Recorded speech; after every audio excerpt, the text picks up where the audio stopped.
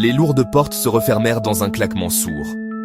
Le silence retomba, pesant, écrasant. Seuls les soupirs nerveux et les respirations haletantes brisaient cette atmosphère de tension palpable. Don Arturo Bellini, debout devant la grande table de chêne, serrait les poings jusqu'à ce que ses jointures blanchissent. Son regard de braise fixait un point invisible devant lui.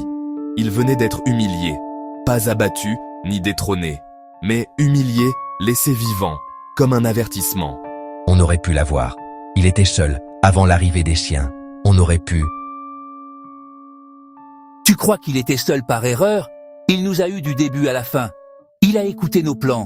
Pendant 1 heure entière. Il est sorti comme un roi, alors que nous étions les prisonniers. Il tremblait de rage, la haine coulant dans ses veines comme du poison.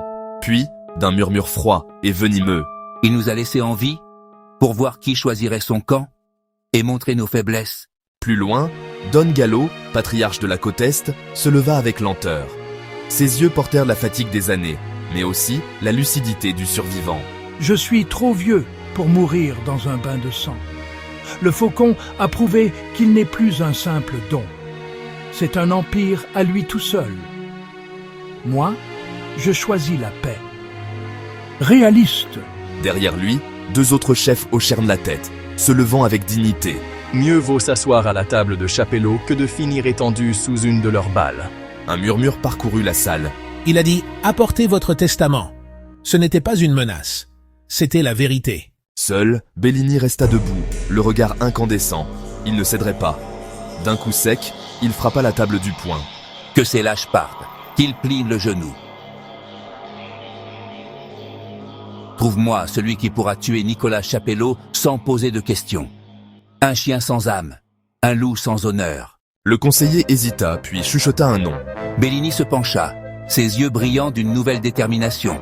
Prononce-le. Une Mercedes noire glissa silencieusement jusqu'au portail. À bord, Don Gallo et 2 chefs alliés, escortés. Océane, du haut des escaliers, observait l'arrivée avec calme. Des invités? Des hommes qui savent lire entre les lignes. Ils viennent plier.